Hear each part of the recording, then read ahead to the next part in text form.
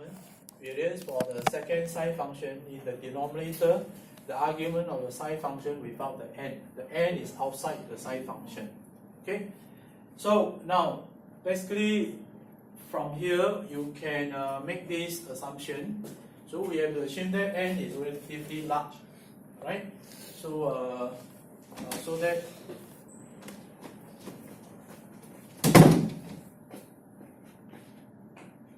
okay, here we are looking at the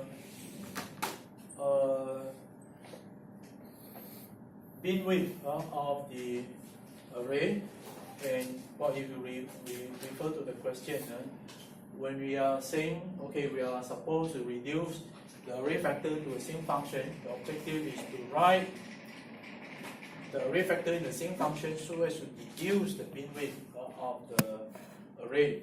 So the assumption, with the expression of the bin width is that the bin should have a relatively small solid angle, which means a relatively small bin width at the broad side. Alright, so array factor, well, in this case we're talking about the array factor of a uniform linear array. So the bin must be at the broad side. Alright, so with that in mind, well, we have to assume that while we are looking at the angle pointing at the broad side, and then the bin width is relatively small. So as a result, the value of n is relatively large.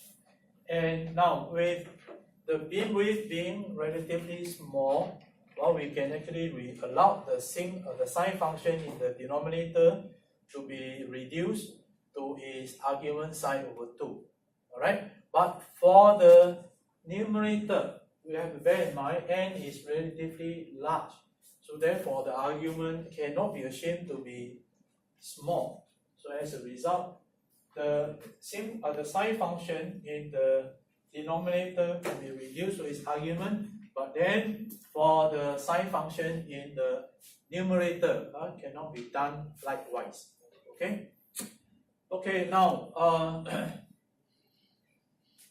here to express the array factor in the form of a single function, well, it is perhaps easier to choose the reference coordinate correctly. Then you'll find that the array factor can be basically expressed in terms of what? Sine over sine function without the exponential function. If the exponential function remains there, then no way you can actually do that. Alright? So with that in mind, we do this manipulation. Az here is your array factor, but in this case, the array factor Az is a polynomial of z.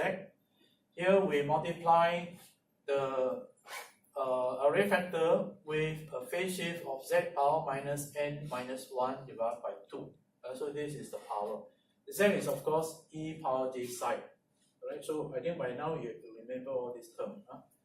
Now with that, you will see that when you multiply this term, z power minus n minus 1 over 2 into the n plus 1 terms into the polynomial, well, you end up with such a polynomial. Alright, and you see that you have polynomial of a factor of minus n minus 1 over 2 and so on. And on the other end, we have n minus 1 over 2, so you have a plus sign there, and you have a minus sign over there. Alright, and because this is chosen such that it is actually having the power of a midterm, and that's why the center term here will have a factor of has a value of 1. So this is what you have, right? The power is increasing progressively. Alright, so here just now we assume that we have an odd array, so therefore the term at the center, well, is given to be z to the power of plus n minus 1 plus n minus 1 over 2. So when you have a power which is negative, so the power actually cancel out, right? So you have z to the power of 0, and that gives you this term. Can you visualize?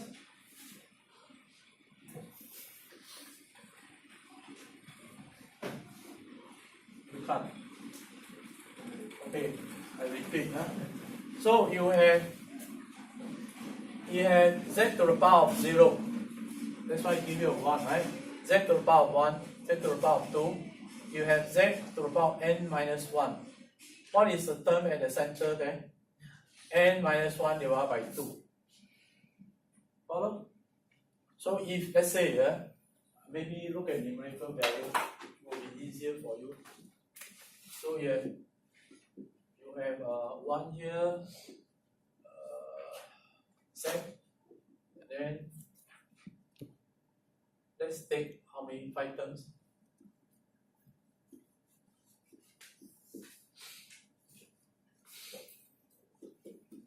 5 terms, right? 5 terms. So there are 5 elements. So what is the power of the term at the center?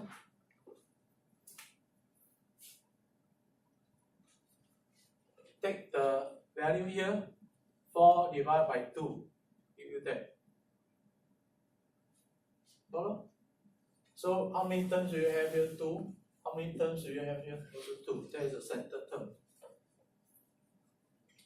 Well, if you were to increase the n value,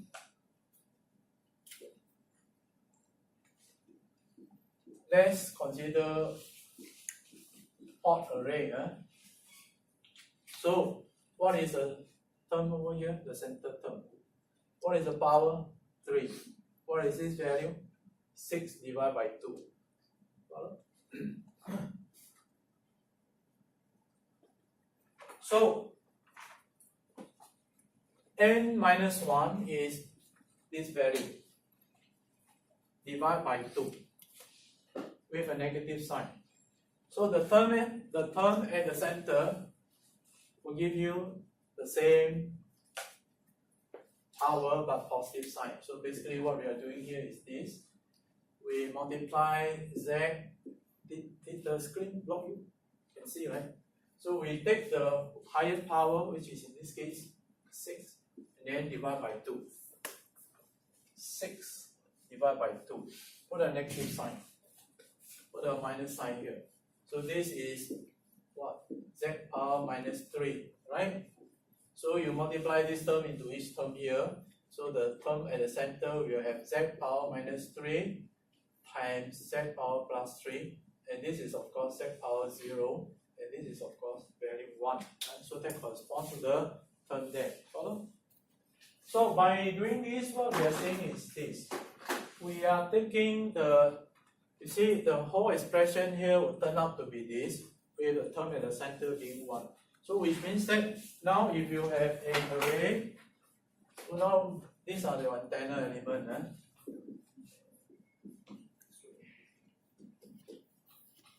So we have 7 elements, then the center here corresponds to the value 1 with z to the power of 0. 0 here is what? The phase reference. Follow? So the center element in this case is the reference element. So that's the physical meaning.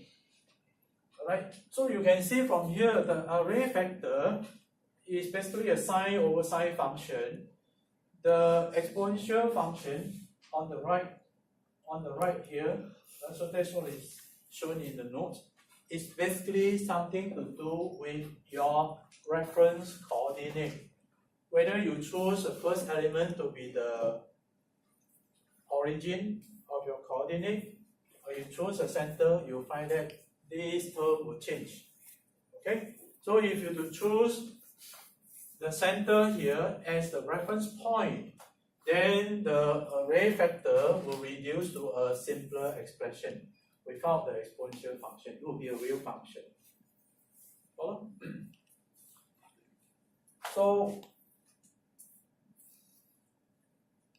So in a very general sense, it doesn't matter whether the array is odd or even. In this case, how many elements we have? 7. So this is an odd number array. If you have an even number array, say instead of 7 elements, what happens if you have, let's say, 4 elements. Then how do you actually make sure that the exponential function here disappear for the uniform linear array? Then instead of choosing this point, or this point, or that point to be the reference point, you choose an artificial point here at the center. Follow? And generally, what we say if you choose the center of gravity. Obviously, the array aperture is not a physical object, right? So how could you have a CG? But you imagine, so the structure has a uniform, mass. Then the CG here will give you an array factor that does not give you the base term, right? The complex term. Okay, you don't have to worry about that, but just for your information. So with that, that's why I denote this expression to be the array factor choosing the CG as a reference, right? So this function is now denoted as CG, of course a function of Z, and well, basically with this, this is, or the expression here is basically the same as this, alright? So with the Z replaced by e power j psi, so the Z here is e to the power j psi. That's why I have changed the argument from az to a psi. And a psi, the expression is basically this from the notes earlier on.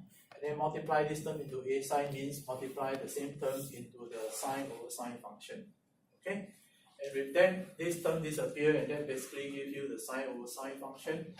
And that is the array factor for your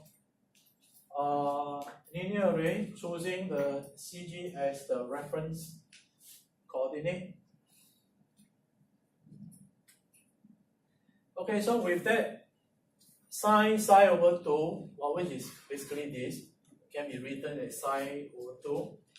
So, and earlier on, remember I say n psi over 2 because of n may be relatively large. It cannot be reduced to n psi over 2.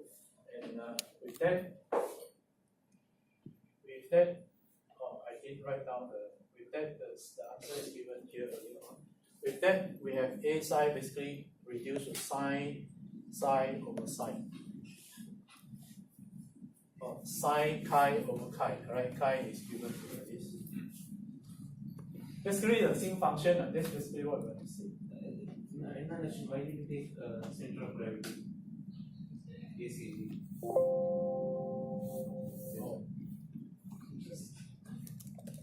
What is CG in the previous slide?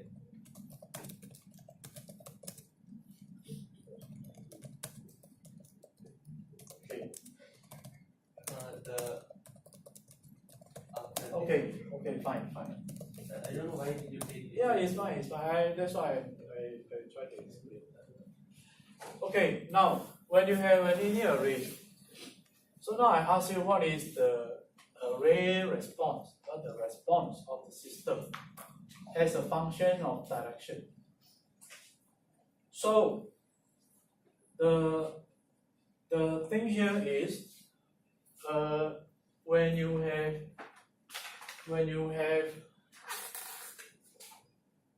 maybe I draw here. When you have a signal impinging on the array from a certain direction, so the wavefront of the source will be approaching this element first, then subsequently this, then that. Follow?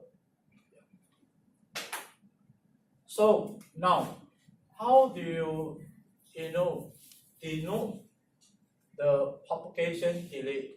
You see, when you have the wavefront approaching the various antenna elements from a certain direction, the direction is actually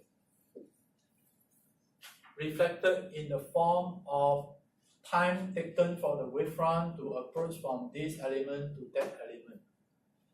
Now, the source may be located, 1 kilometer away from the array, it may be located 1,000 kilometers away, but whether it is 1 kilometers away or 1,000 kilometers away, you can't tell, alright, unless you do your range detection. But if you're talking about direction, whether the source is from 1 kilometer or 100 kilometers, it is basically still from the same direction. You follow? So the direction in this case is reflected in the so-called propagation delay between element and element. Propagation delay. So you may take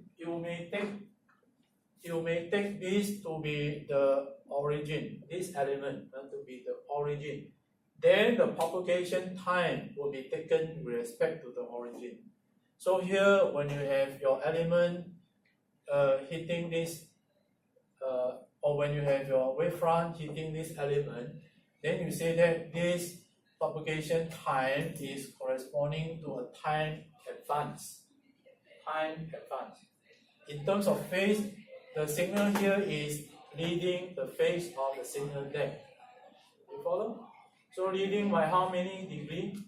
So depending on the distance.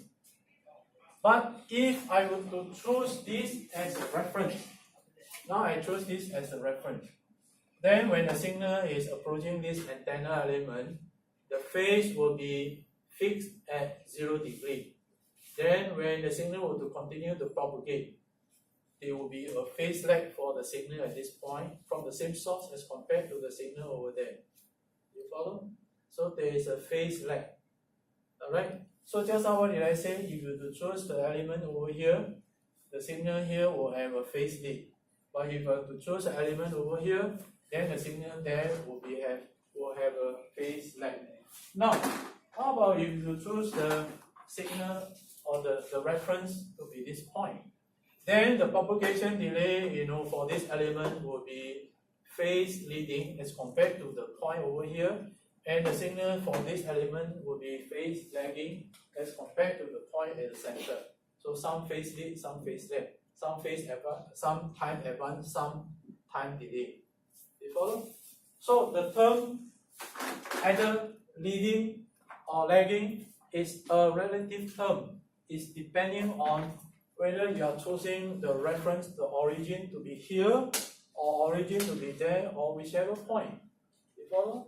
So therefore, you have to choose your reference point when you are talking about time advance or time delay, or in terms of phase leading or phase lagging.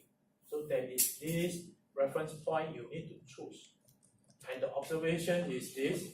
Well, if you to choose the phase center or the origin to be somewhere at the center of your aperture, you end up with the array factor or array response to be simplified.